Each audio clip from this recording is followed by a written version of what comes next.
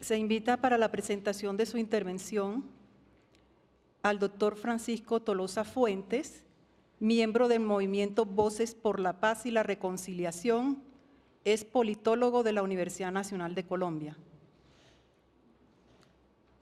Doctor, se le conceden 15 minutos. Muy buenas tardes, honorables magistrados y magistradas de la Corte Constitucional, ciudadanos y ciudadanas presentes en esta audiencia y pueblo colombiano que anhela y espera la paz y el fin de la guerra. Cordial saludo. Presento ante ustedes intervención ciudadana en el marco del control de constitucionalidad del Acto Legislativo 03 de 2017. Lo hago en representación de la agrupación política de ciudadanos en ejercicio Voces de Paz, hija misma del acuerdo final y de la norma que esta Corte ha declarado exequible en la sentencia C-408 de 2017. Con el fin de sustentar que el acto legislativo en mención se ajusta a la Constitución, a lo acordado en La Habana y reviste de especial importancia en el logro de la paz como derecho síntesis. En términos generales, se debe resaltar que el acto legislativo 03 de 2017, 1. Busca consolidar la paz como derecho y deber de obligatorio cumplimiento. 2. Fortalecerá el Estado social de derecho, las libertades políticas y la ampliación democrática.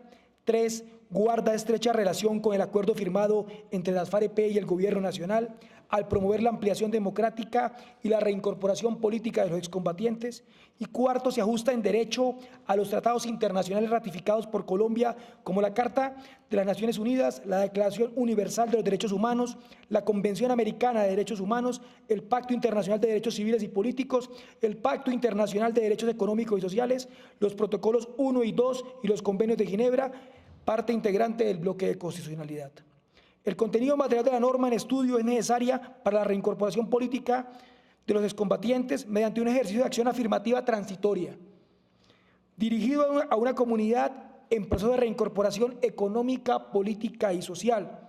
Es decir, establece su aplicación durante un periodo excepcional claramente determinado y referido a un contexto particular que es el del fin de la guerra. Se trata de medidas excepcionales para una expresión política excepcionalmente marginada y estigmatizada.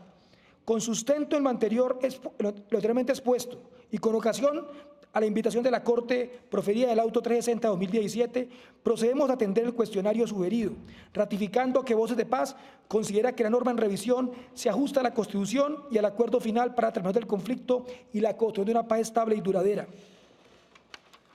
Frente a la pregunta sobre las implicaciones de que el Consejo Nacional Electoral asigne hasta 5 curules ordinarias en el Senado y en la Cámara a los candidatos del nuevo partido, ¿cómo afecta esto a los demás partidos políticos y particularmente a los minoritarios? Consideramos que el acto en mención contempla medidas de acción afirmativa en tanto pretende consolidar la implementación del acuerdo de paz a través de la reincorporación política de los excombatientes, sin perjuicio alguno de los derechos adquiridos y ejercidos por los partidos políticos minoritarios en Colombia y la ciudadanía en general. No hay ninguna afectación. El artículo 1 del acto legislativo introduce 3 artículos transitorios en la Constitución política orientados a reconocer el derecho a personería jurídica, la posibilidad de presentar listas propias o en coalición para las corporaciones públicas, la ampliación del Senado con 5 nuevas curules y de la Cámara hasta con 5 curules durante 2 periodos consecutivos, eso sí, claro está, disputando estas curules dentro del procedimiento electoral ordinario. A través de los numerales 1 y 2 de este artículo transitorio se estipulan medidas que garantizan la financiación del nuevo partido, siendo taxativa la norma del acto legislativo al afirmar que esta financiación no afectará el monto a distribuir entre los demás partidos y que la financiación al nuevo partido corresponderá a un monto adicional al del fondo de partidos. Así pues, en estricto sentido, este acto legislativo no modifica, restringe o condiciona las reglas establecidas para la participación política de los partidos, sean estos minoritarios o no. De hecho, la votación obtenida por el nuevo partido en las elecciones al Senado no será tenida en cuenta para el cálculo de umbral ni para el cálculo de cifra repartidora. Por el contrario, merece la pena mencionar que en el punto 2 del acuerdo de paz se contempla una serie de medidas que buscan consolidar la apertura del sistema político colombiano, estipulando, por ejemplo, la creación de un régimen excepcional para los partidos minoritarios, que eso puedan acoplarse a la aparición del nuevo partido y a los cambios que incluye la paz. Así quedó estipulado en el punto 2, 3, 1, 2, donde el régimen de transición por 8 años que desarrolla el actual proyecto de acto legislativo 012 de reforma política en los parágrafos modificatorios 1 y 2, adicionales al artículo 108 de la Constitución Nacional. Y acá insistimos en que es importante tener una mirada holística e inexcindible del acuerdo final de paz. El otorgamiento de espacios de representación política como resultado de acuerdos de paz no es una novedad en la jurisprudencia nacional ni internacional. Como puede atestiguarlo la existencia del decreto 1388 de 1994, que permitía que integrantes de grupos políticos firmantes de un acuerdo de paz pudieran acceder a curules en consejos municipales en más de 40 municipios, o en el parágrafo 2 del artículo 14 de la Ley 104 del 93, declarada exequible por esta honorable Corte en la sentencia C-055 del 95. Dicho parágrafo permitía al Gobierno Nacional nombrar por una sola vez un número plural de congresistas en representación de grupos guerrilleros en transición a la vida política legal. El sentido mismo del acuerdo de paz es posibilitar la participación política sin armas y corresponde a esta Corte, parte integrante del Estado colombiano, honrar los compromisos adquiridos por este para la finalización del conflicto, que por más de 5 décadas ha atentado y alterado la estabilidad del ordenamiento jurídico que ustedes representan. Frente a la segunda pregunta, las consecuencias jurídicas que derivan de la imposición de una condena en la Jurisdicción Especial de Paz y el ejercicio simultáneo de un cargo de elección popular.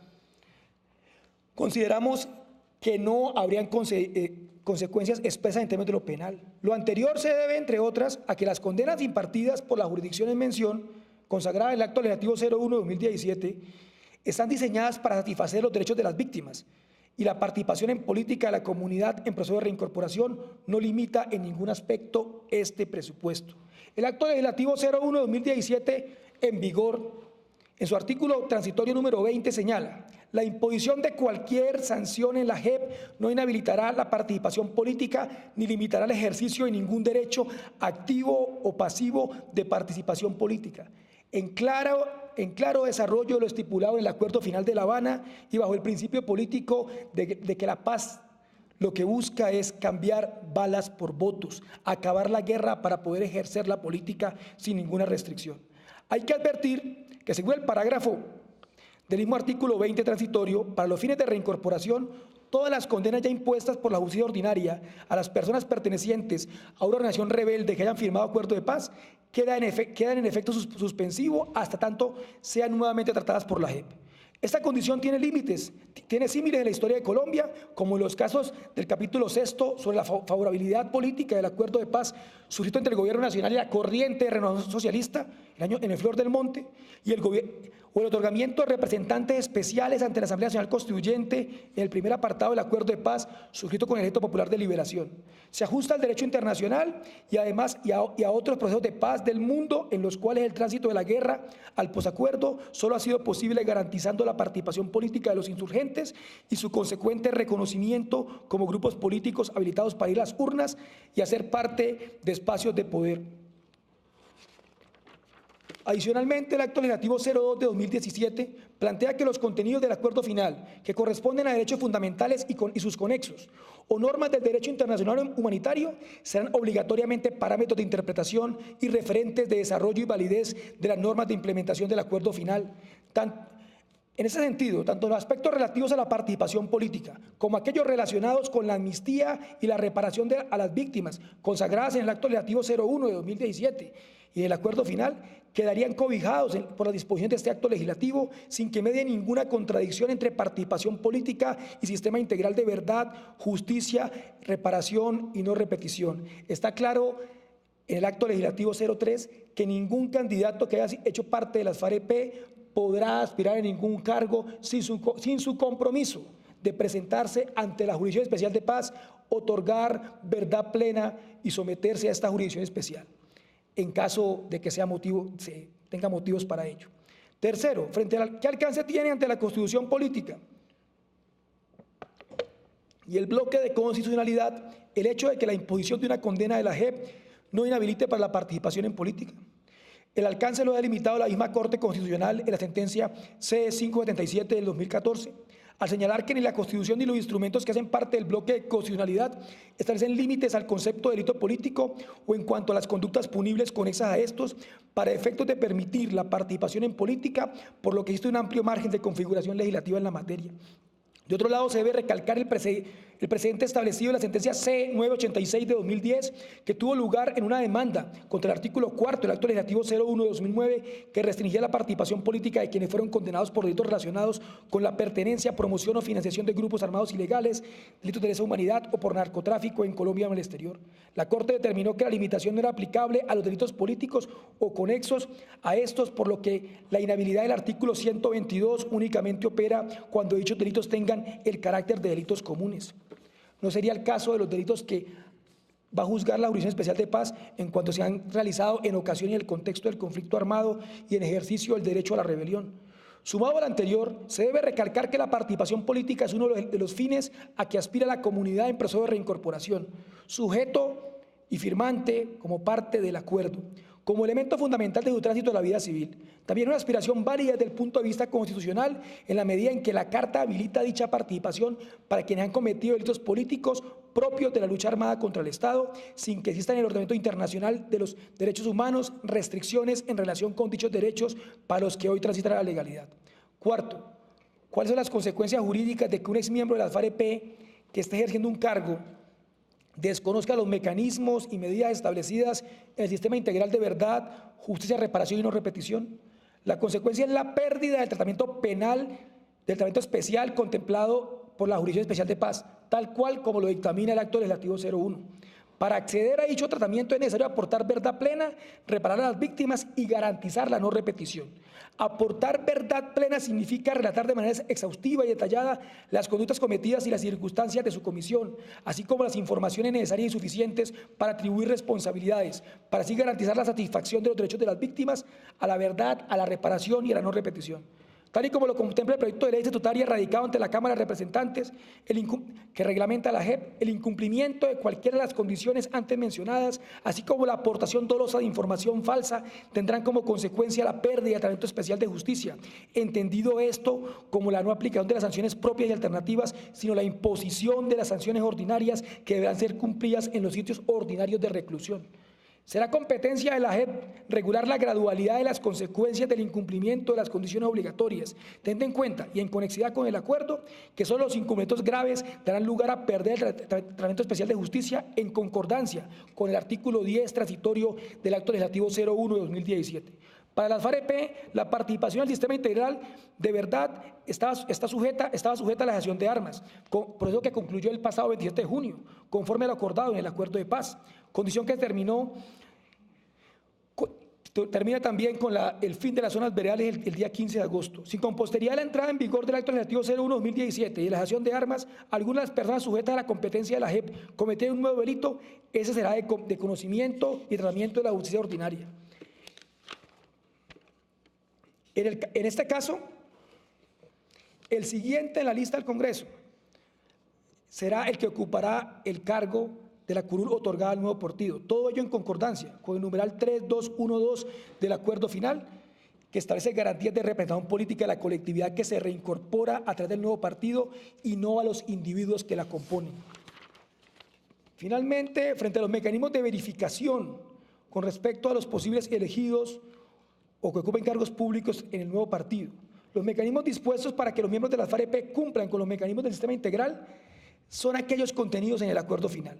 En él se ordena la creación de mecanismos judiciales que permiten las investigaciones y sanciones a graves violaciones de derechos humanos y a graves infracciones del derecho internacional humanitario perpetrados en el marco del conflicto armado. Estos mecanismos se encuentran regulados en el Acto Legislativo 01 de 2017, ya mencionado, y hacen parte del acuerdo final en los puntos 5.1.1, 5.1.1.2 y 5.1.2. Estos mecanismos tienen 10 principios rectores en función de las víctimas, entre los cuales cabe resaltar el reconocimiento de responsabilidad, la satisfacción de derechos de las víctimas y el esclarecimiento de la verdad. En suma, sí existen mecanismos dentro de la Jurisdicción Especial de Paz encargados de velar por el cumplimiento de los compromisos adquiridos por las partes. Creemos que en ese sentido el Tribunal de la Jurisdicción Especial de Paz será el organismo encargado de velar por el cumplimiento de los compromisos y sanciones establecidas. Adicionalmente, el acuerdo final consagra todo un apartado, el 6.3, al denominado componente de verificación, incluyendo en el resorte de este componente lo relacionado con la reincorporación política y el sistema integral de verdad, justicia, reparación y no repetición. En el punto 6.3.2 se diseña un mecanismo de verificación que comprende una comisión de notables, una secretaría técnica y una comisión de apoyo técnico. Y en el punto 6.3.3 se establece la misión política de verificación de Naciones Unidas explícitamente para el componente de reincorporación política. Cabe señalar entonces que el cumplimiento del acuerdo cuenta con rigurosas instancias para su seguimiento, incluyendo un robusto componente internacional.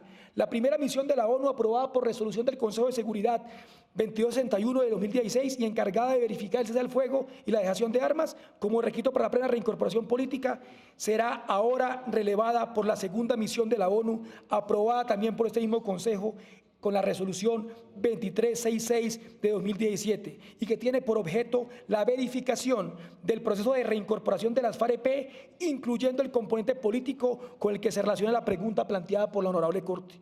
Finalmente, se plantea una pregunta a las garantías aplicables al nuevo partido de los medios de comunicación. De forma explícita, el numeral cuarto del artículo transitorio 1 del Acto Legislativo 03 de 2017, que es resorte de esta audiencia pública, plantea que el nuevo partido queda sometido a las normas vigentes. Todo ello también en concordancia a lo establecido en el punto 3211 del Acuerdo Final de Paz, que establece los mismos parámetros en relación con las garantías de acceso a los medios de comunicación de los demás partidos. Muchísimas gracias.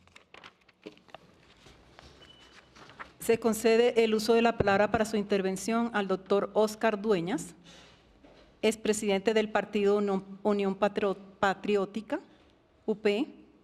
Se le conceden 10 minutos, doctor.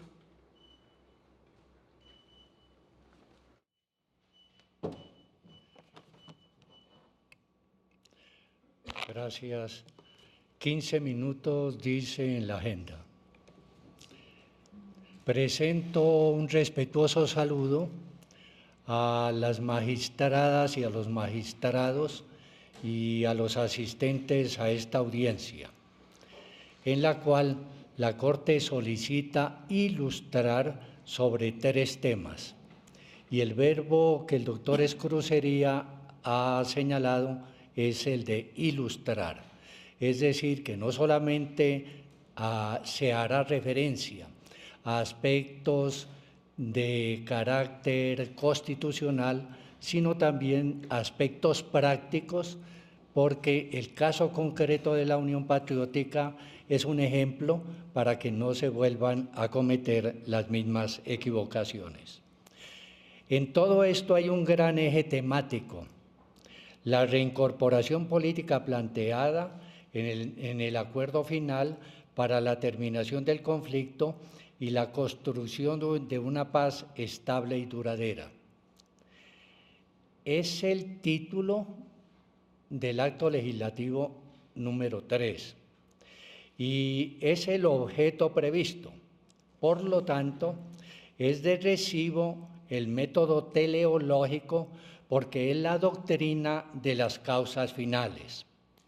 Adicionalmente, el título, dentro de la hermenéutica, según Blackstone, es fundamental como criterio básico para la interpretación. El eje temático central y la reglamentación ya hecha y señalada en los ejes temáticos de la Corte Constitucional se deben manejar con mucha prudencia, evitando un activismo judicial exagerado, porque en el tema de la paz no se puede olvidar el artículo 84 de la Constitución.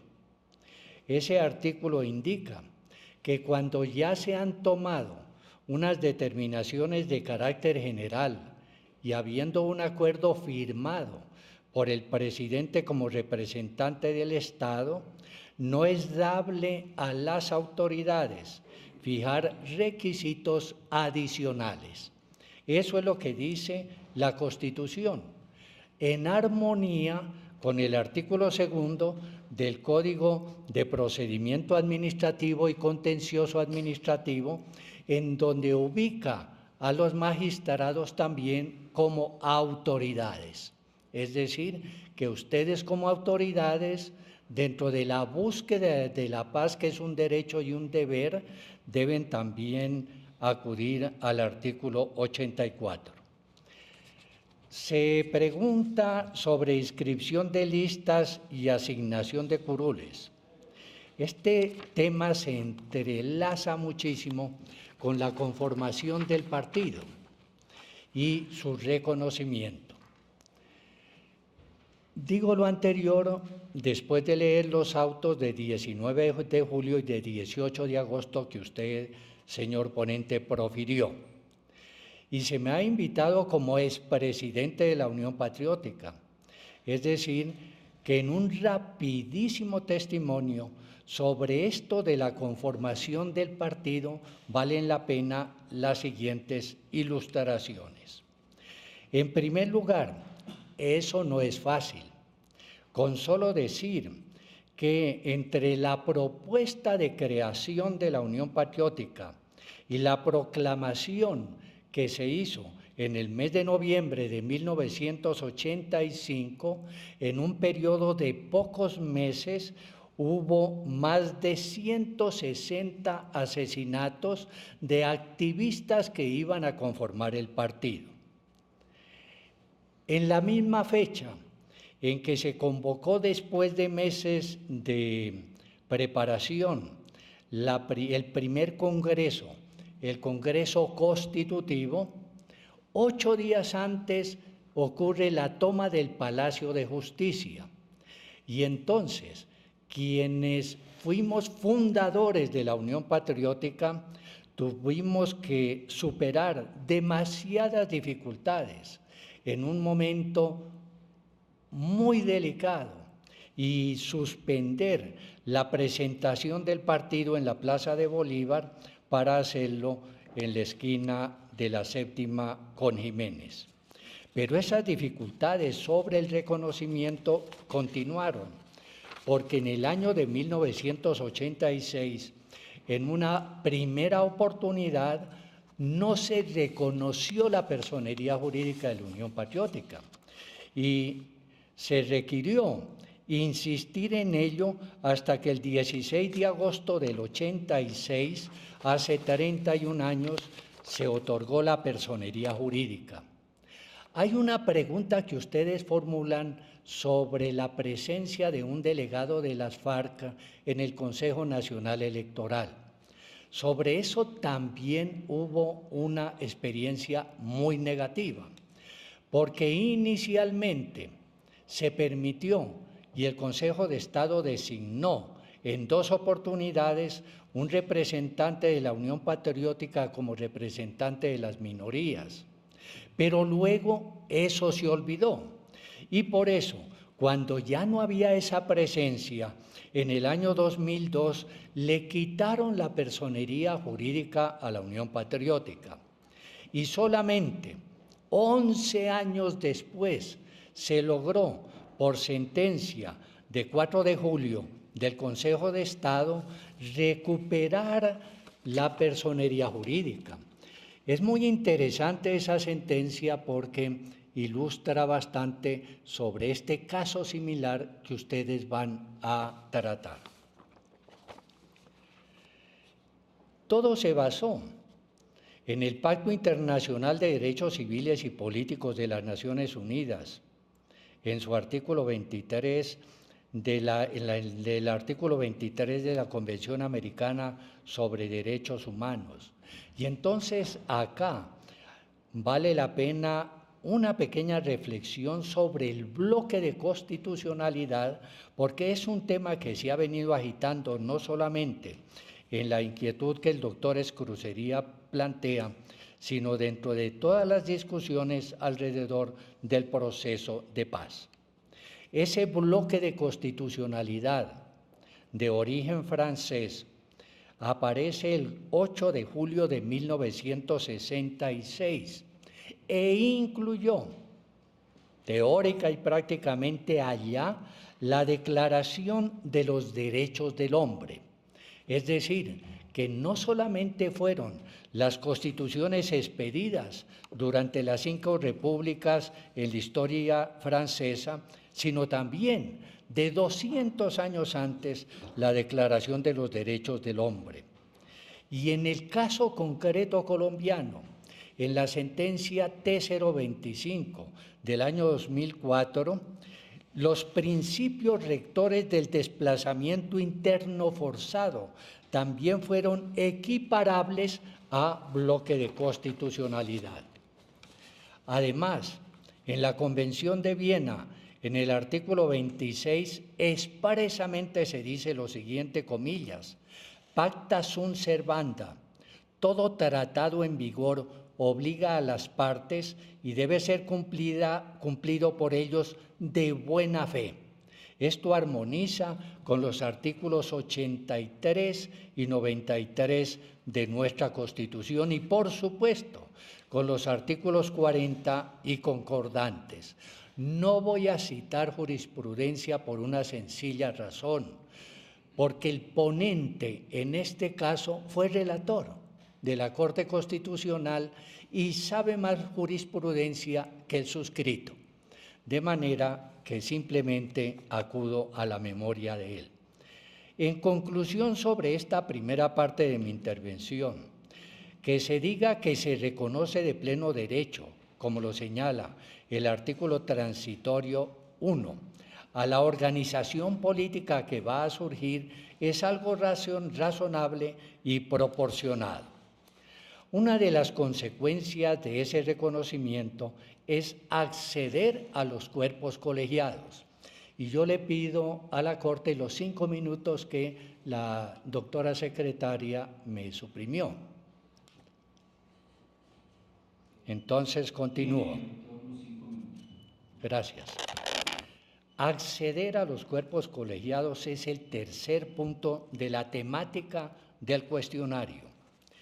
Ahí es muy ilustrativo lo que aconteció con la Unión Patriótica, porque al igual que se señala en el acto legislativo número 3 de este año, allí en la práctica también se fue con listas propias en unas circunscripciones y en coalición en otras. Y se hizo coalición prácticamente con todos, mayoritariamente con sectores del Partido Liberal, en el departamento de Arauca, con un sector muy importante del Partido Conservador, y en departamentos especialmente de la costa, con organizaciones cívicas regionales. Lo principal no es la autorización para que pueda ingresarse en una contienda electoral en forma única o de manera en forma de coalición. Lo principal es que se garantice la vida de quienes resulten electos, porque en el caso concreto de la Unión Patriótica asesinaron senadores, asesinaron representantes a la Cámara, asesinaron diputados, concejales, directivos de Acción Comunal, activistas y 2 candidatos presidenciales. Uno que se presentó, Jaime Pardo Leal, y obtuvo 330,000 votos, un 5% de todo el universo electoral colombiano, y lo asesinaron. Y el otro que se iba a presentar, Jaramillo Osa, y lo asesinaron. Entonces, el amparo debe ser fundamentalmente para la vida y no para tratar de hacer elucubraciones de carácter teórico-jurídico. Asignación de curules, lo he escuchado esta tarde como uno de los temas de más discusión. Aparece en los artículos transitorios 2 y 3. Son reglas especiales que por consiguiente deben ser tratadas dentro de un sistema de reglas. Y en un sistema de reglas hay que respetar lo acordado, porque lo acordado se cumple o no se cumple. Y por lo tanto, si va a haber unas reglas que desarrollen lo acordado, no tiene sentido que se afecte lo acordado y después también se afecten esas reglas. Lo de los 5 representantes a la Cámara y 5 senadores. Aquí se han dado muchos ejemplos de que eso ya ha acontecido en la vida política colombiana, pero no se ha recordado el ejemplo más grande, el del plebiscito, en donde se repartió paritariamente entre liberales y conservadores y se excluyó al resto de partidos o movimientos. Y departamentos donde la mayoría era conservadora, se le daba la mitad a los liberales. Y no solamente en los cuerpos colegiados, sino en el Poder Judicial y en la administración pública. Y así fue durante 16 años. Y no hubo en ningún momento, ni antes ni después, un pronunciamiento judicial en contra de eso. Inclusive, la Corte Suprema de Justicia, al analizar los 2 decretos de la Junta Militar de Gobierno, se pronunció el 28 de noviembre de 1957 y dijo que no iba a decidir porque se trataba de un estado de necesidad. Y así lo calificó, y fue viable que se llegara a la votación del plebiscito. Por otro aspecto, en las mismas constituciones del 86 y de 1991, los cambios se hicieron evidentemente afectando las normas que anteriormente existían. Es decir, que no hubo obstáculos para que hubiere planteamientos como el que ahora se propone. No es el espíritu del artículo 95, y con esto termino, del artículo 95 de la Constitución, volver a la ideología del estado de sitio, tener como pensamiento un escenario como el del confesionario, donde unos están cómodamente sentados y el otro está arrodillado. El artículo de la Constitución que se refiere a los derechos y deberes, y dentro de ellos está el del logro de la paz, establece una igualdad entre las autoridades y los ciudadanos. Y por último, quienes somos abogados y leemos los mandatos del abogado de Cuttir, él dice que hay que tener fe en el derecho, en la justicia y, comillas, en la paz como sustituto bondadoso de la justicia. Muchas gracias.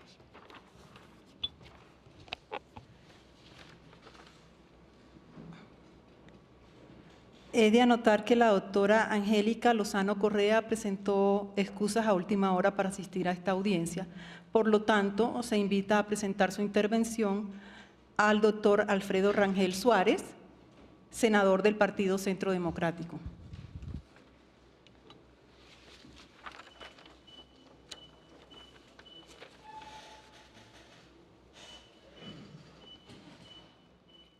Muy buenas tardes, honorables magistrados. Muchas gracias por la invitación. Un saludo a todos los presentes. El Centro Democrático, con relación a el tema de la justicia transicional, siempre ha defendido la tesis de que los crímenes de guerra y los crímenes de lesa humanidad no podían quedar en la impunidad, que debía haber un castigo acorde con la gravedad de la pena, proporcional a la gravedad de los delitos, y que la justicia transicional, para facilitar el paso de una situación de violencia a una situación de paz, pues obviamente tenía unos requisitos: contar la verdad, reparar a las víctimas, ofrecer garantías de no repetición, arrepentirse, etcétera. como condición para que hubiera una rebaja sustancial de la pena inicial que se imponía por esos crímenes de lesa humanidad.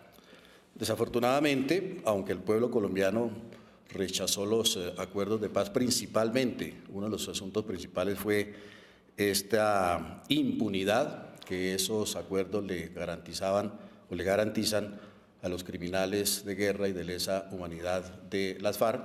A pesar de ese rechazo popular, el gobierno se dio mañas pues para que se aprobara en el Congreso lo que el pueblo rechazó en las urnas, y así quedamos.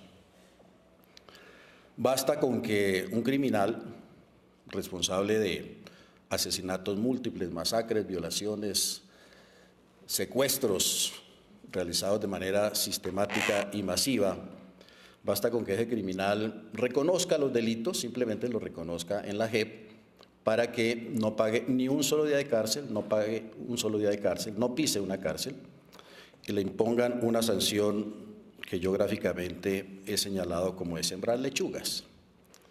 Eso es lo que va a suceder en la JEP.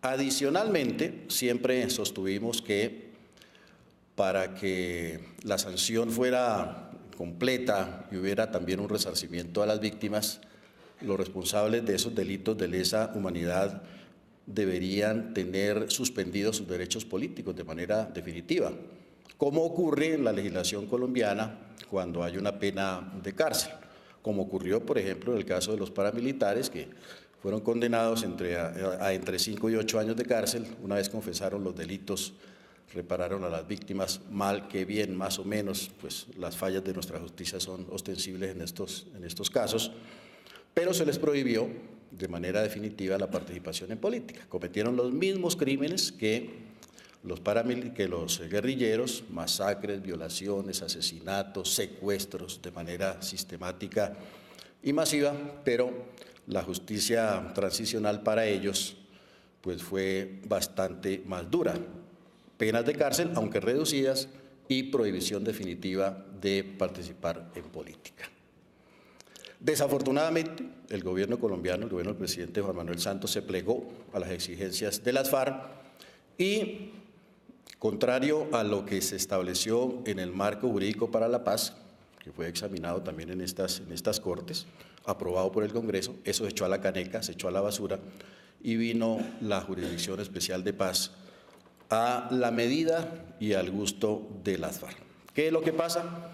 Que ahí va a haber, insisto, unas sanciones que son absolutamente ridículas, que son un remedio de justicia para los criminales de guerra y de lesa humanidad. La fiscal Bensudo, en su momento, remitió una carta al gobierno colombiano en la que decía: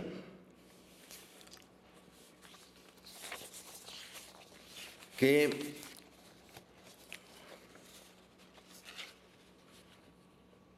una condena que sea grosera o manifiestamente inadecuada, teniendo en cuenta la gravedad de los delitos y la forma de participación del acusado, invalidaría la autenticidad del proceso judicial nacional, aun cuando las etapas previas del proceso hayan sido auténticas.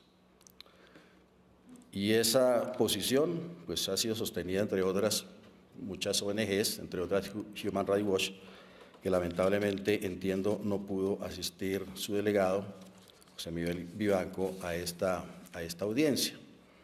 Pero nosotros coincidimos totalmente con esa posición de la Corte Penal Internacional y también la que ha expresado Human Rights Watch en cuanto a lo que tiene que ver a que la Jurisdicción Especial de Paz garantiza impunidad porque esas sanciones de sembrar lechugas no corresponden a la gravedad de los delitos, son un remedio de justicia, son una caricatura de justicia.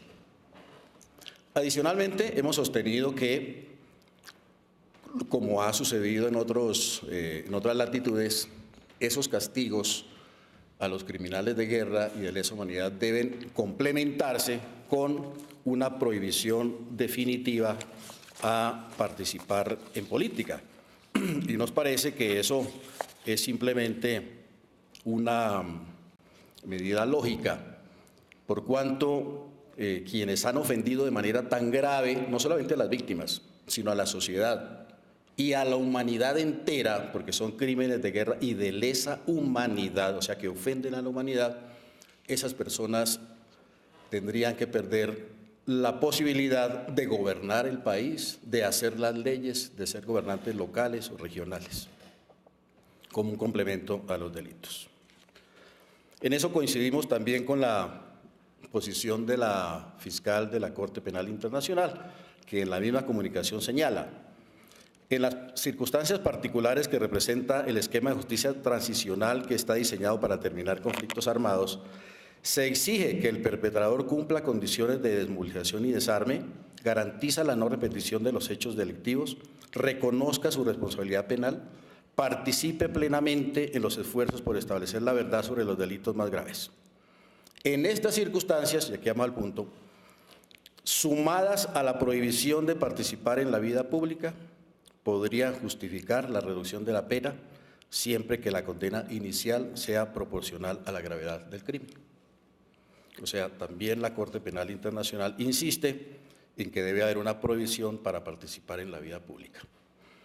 Se nos dice desde la otra orilla que eso es atentar contra la paz, porque todo proceso de paz, y es el principal argumento, conlleva una participación de política de quienes han utilizado de manera bárbara la violencia para tomar el poder.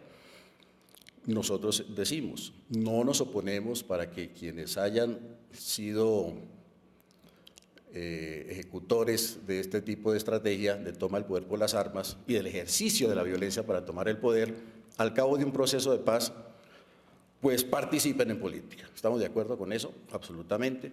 Solamente que insistimos en esa condición, que no sean responsables de crímenes de guerra y de lesa humanidad. Es más, podemos reducir esa posición a que los máximos responsables de crímenes y de lesa humanidad no puedan participar en política. Los que tengan menor responsabilidad hasta de pronto que participen, pero los máximos responsables deberían estar impedidos para participar en política. Esto no es lo que se ha acordado y definitivamente esos responsables de crímenes de guerra y de lesa humanidad en las circunstancias de la JEP van a poder participar en política, cumpliendo unas sanciones leves como la de sembrar lechugas. Pero adicionalmente a esto, y esto es, ya vamos al punto porque se agrava el tema, las concesiones que le han dado a las FARC, ahora resulta que no se les exige que hayan cumplido plenamente, incondicionalmente y previamente esa sanción absolutamente simbólica y ridícula como sembrar lechugas, para que después de que hayan hecho eso y hayan contado la verdad, ofrecido garantías de no repetición, etcétera, sí puedan participar en política. No, se les dice no hay problema, ustedes pueden participar en política mientras en el ejercicio del cumplimiento de la sanción.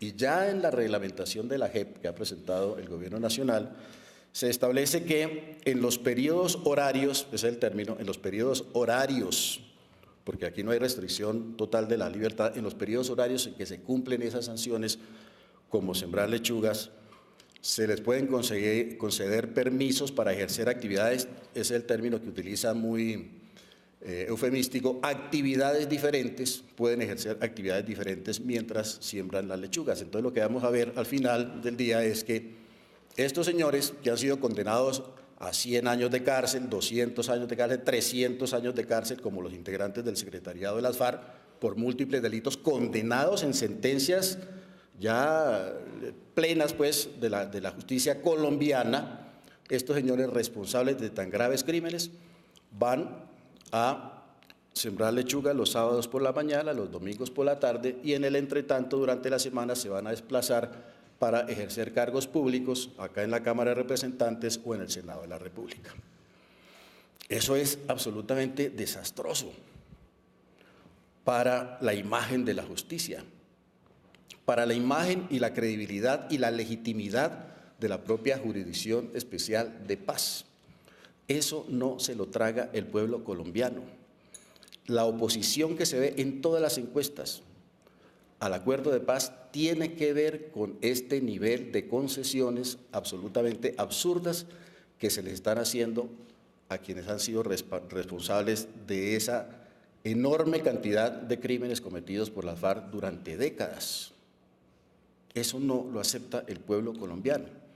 Nosotros decimos, y lo sostuvimos así después de que ganó el no en el plebiscito, en la renegociación de los acuerdos, que por lo menos, bueno, ya dado que ya la cosa se fue así, que se van a sembrar lechugas y que ya que de todas maneras van a tener cargos públicos gratis, independientemente del número de votos que saquen, van a tener 5 curules en la Cámara y 5 en el Senado, independientemente de los votos que saquen, bueno, eso ya es un hecho, que por lo menos se les exija que vayan al Senado y a la Cámara de Representantes después de que hayan cumplido de manera previa, integral y completa esas sanciones leves, absolutamente leves, que seguimos insistiendo son un remedio de justicia. Pero el gobierno insiste, y ese es el proyecto de ley que están, y de reformas constitucionales que están impulsando en el Congreso, en que van a poder estos responsables de esos tan graves crímenes estar en el Congreso simultáneamente cumpliendo esas penas ridículas y absolutamente ofensivas para la conciencia de los colombianos. Creemos que eso resta legitimidad a la Jurisdicción Especial de Paz, insisto, es un remedio de justicia, le quita credibilidad, le quita seriedad a la propia Jurisdicción Especial de Paz, pero adicionalmente es un pésimo ejemplo para las generaciones futuras, que van a ver, los jóvenes actuales, los adolescentes, cómo se premia a estos responsables de este sinnúmero de crímenes y de barbarie, cómo se les premia con cargos públicos, se les premia con sanciones leves, y cómo mientras se ejecutan esas sanciones tan leves van a ejercer cargos públicos. Eso legitima el uso de la violencia, legitima el uso de la fuerza como una forma de lograr resultados políticos o de otro orden, porque se nota y se ve ostensiblemente que eso no tiene ninguna consecuencia seria. Si una persona mata a otro prójimo, pues le caen 50 años de cárcel, pero si es responsable de 100 o de 200 asesinatos o secuestros, etcétera, no solamente no pisa un día a la cárcel, sino que paga unas sanciones absolutamente ridículas y encima lo premian con una sanción, con un cargo público, con una curul en el Congreso que puede ejercer independientemente de que haya cumplido o no a cabalidad con esa sanción tan ridícula. Pero visto también desde el punto de vista de las víctimas, esto es una afrenta y una revictimización de las víctimas. Ustedes imagínense un pequeño pueblo en cualquier parte del país, en el Caquetá o en el Putumayo, en donde el responsable del asesinato del pariente de una persona, de un ciudadano, no ha pagado un día de cárcel y va a ser el alcalde de ese pueblo, el presidente del consejo de ese pueblo, sin siquiera haber pagado la sanción que se le impone. O el conjunto de los colombianos, viendo cómo legislan aquellos que han sido los principales responsables de esa situación de barbarie y de esa situación catastrófica de violencia que ha vivido el país por décadas.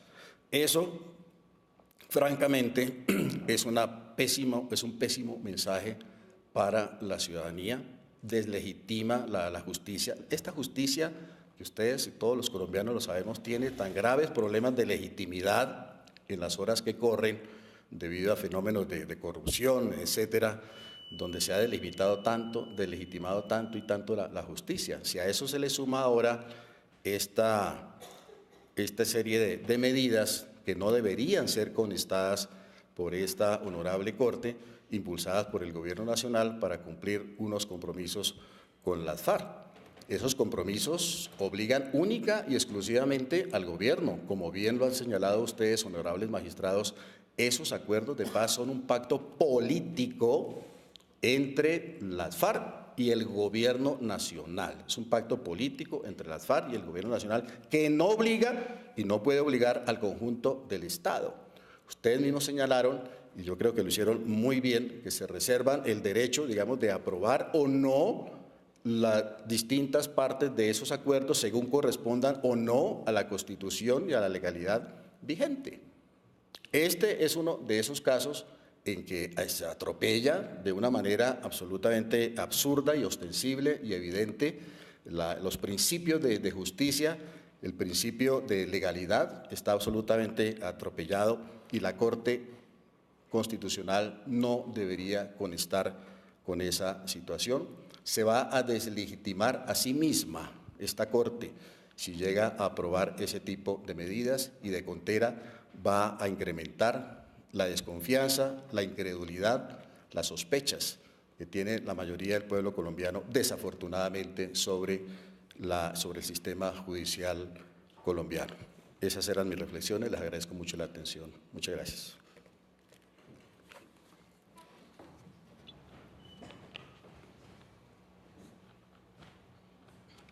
Se invita a presentar su intervención a la doctora Jimena Ochoa Sánchez, miembro de la Federación Colombiana de Víctimas de la FARC, a quienes representó durante los diálogos de paz adelantados en La Habana.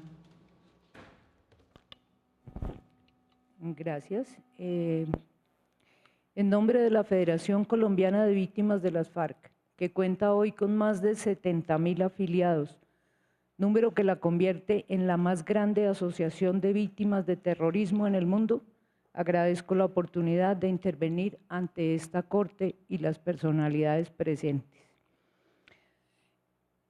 Este acto legislativo 03 de 2017 reviste una especial importancia para el logro no solo de un objetivo de la participación política de las FARC, sino el de contribuir a la paz mediante la regulación del ejercicio pacífico, legítimo y equitativo de esta actividad. Pero la paz es una construcción imposible si se vulneran los conceptos de equidad aceptados por las sociedades como reguladores de sus relaciones, conceptos elaborados y elevados a la categoría de normas fundamentales.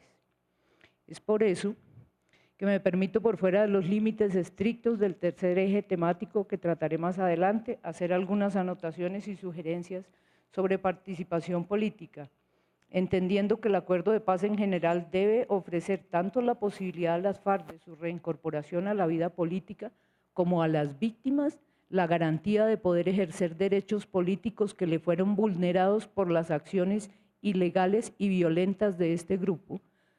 Por eso pongo a su consideración la siguiente propuesta. En aras de lograr la mayor participación política de las víctimas del conflicto armado, y hago énfasis en la participación de las víctimas del conflicto porque se nos ha dicho y se nos ha repetido hasta el cansancio que la razón de ser de este acuerdo es garantizar los derechos de las víctimas.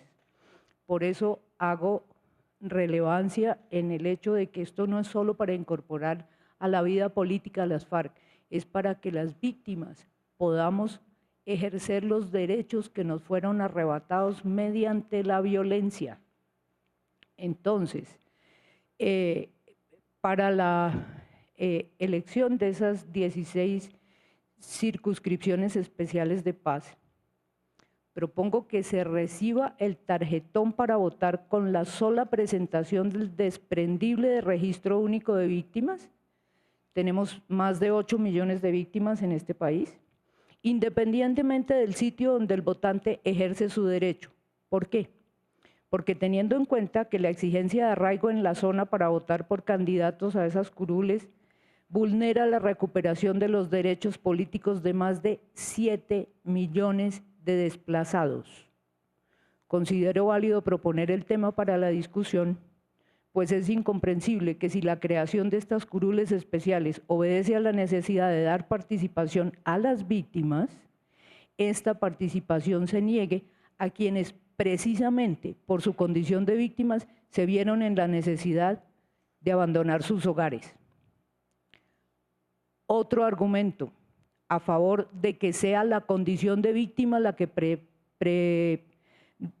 dé autorización para votar por esas 16 curules, y es que en esos territorios donde están las 16 circunscripciones especiales se concentra más del 90% de los cultivos de coca de este país. Entonces yo me pregunto, esas 16 circunscripciones son para darle participación a las víctimas que ya no están ahí porque son desplazados y están en las ciudades, o es para darle representación a un renglón de la economía que no queremos ni mencionar. Esto hay que pensarlo. En cuanto a los temas específicos para esta ocasión, queremos expresar que la asignación automática de curules a las FARC, independientemente de que obtengan o no la votación, deberá aligerar para el erario y los contribuyentes colombianos las obligaciones de financiamiento de dicho partido. Ellos ya tienen garantizadas los resultados del ejercicio político que hagan, ya tienen las curules garantizadas. Luego, ¿por qué? ¿En razón de qué? ¿Qué riesgo corren si no se les financia, además de una manera tan desproporcionada como está planteada? Si de cualquier manera, con cualquier número de votos obtenidos, se les va a garantizar en términos de curules obtenidas un resultado incluso superior a los de algunos partidos minoritarios, ¿por qué razón acentuar la inequidad ofreciéndoles una financiación desproporcionada? Una vez aseguradas las curules, las FARC podrían recibir lo correspondiente a la reposición de votos en iguales condiciones a los demás partidos. El resto es acentuar la inequidad. En cuanto a las consecuencias jurídicas de una condena por parte de la JEP a un representante elegido por el movimiento que se derive de las FARC, la consecuencia debe ser la aplicación del mecanismo de la silla vacía, pues el hecho de otorgar unas curules automáticas, entre comillas, para promover su reincorporación a la actividad política legal, no implica que también se les exima de la responsabilidad de escoger a sus candidatos respetando el régimen de inhabilidades e incompatibilidades que rige para los demás partidos.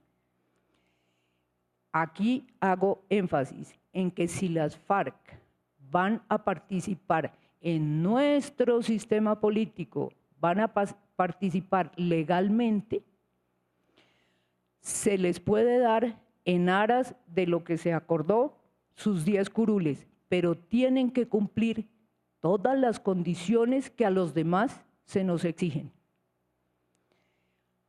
La participación en un sistema democrático lleva implícita la aceptación de que todos los participantes se acogen a las mismas reglas y obligaciones, de modo que aunque en aras de garantizar el acceso de las FARC a la actividad política legal se les aseguren 10 curules, ello no significa que no tengan responsabilidad por postular como candidatos a personas idóneas que cumplan los requerimientos de ley para el ejercicio del cargo o que no deban tener en cuenta los límites de financiación de las campañas o lo relativo a la procedencia de los aportes para la financiación de las campañas.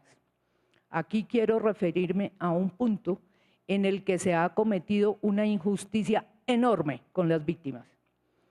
Se supone que las víctimas vamos a competir por 16 curules en las circunscripciones especiales, sin organización, sin presupuesto y sin garantías. Sin garantías. Porque sistemáticamente nos están asesinando a los líderes de la Federación Colombiana de Víctimas de las FARC y ni la UNP ni ninguna autoridad se ha preocupado por protegerlos. Esto es una aberración que deslegitima lo que se está haciendo en materia política en este acuerdo. Y además, el origen de los bienes que se utilicen para la financiación de la campaña deben ser claros y transparentes. Si estamos luchando con el ejercicio legal de la política para hacerla cada vez más transparente, para que los ciudadanos podamos creer cada vez más en los partidos, no entiendo por qué aquí este velo de oscuridad, de opacidad, de connivencia. No es aceptable. Todo derecho, como en este caso el derecho a la participación política, si bien debe ser garantizado por el Estado, también implica unas obligaciones, unos deberes concomitantes y unas responsabilidades. El reto para la democracia colombiana radica precisamente en facilitar la participación de los diferentes sectores, respetando la equidad en el ejercicio de los derechos y el cumplimiento de los deberes. Nuevamente agradezco en nombre de la Federación Colombiana de Víctimas de las FARC este espacio y su atención.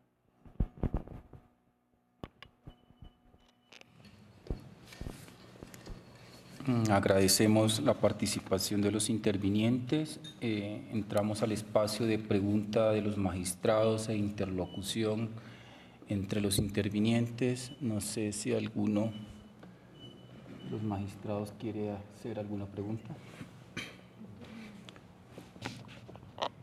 Doctor Linares. Como no hay preguntas, no sé si a nivel de los intervinientes alguna explicación adicional o alguna respuesta. De esta manera, entonces le concedo la palabra al señor presidente de la Corte. Bueno, entonces, de esta manera y después de una jornada intensa en la que hemos escuchado variadas intervenciones sobre los tópicos que convocaban a esta audiencia, la Corte ha recibido, como decía el doctor Dueñas, una ilustración sobre distintos tópicos y distintas perspectivas que, por supuesto, van a servir de insumo para la elaboración de la ponencia y luego para el debate que deberá adelantar la Corte y la decisión que deberá tomarse. Damos entonces por clausurada esta audiencia y agradecemos a todos los intervinientes. Muchas gracias.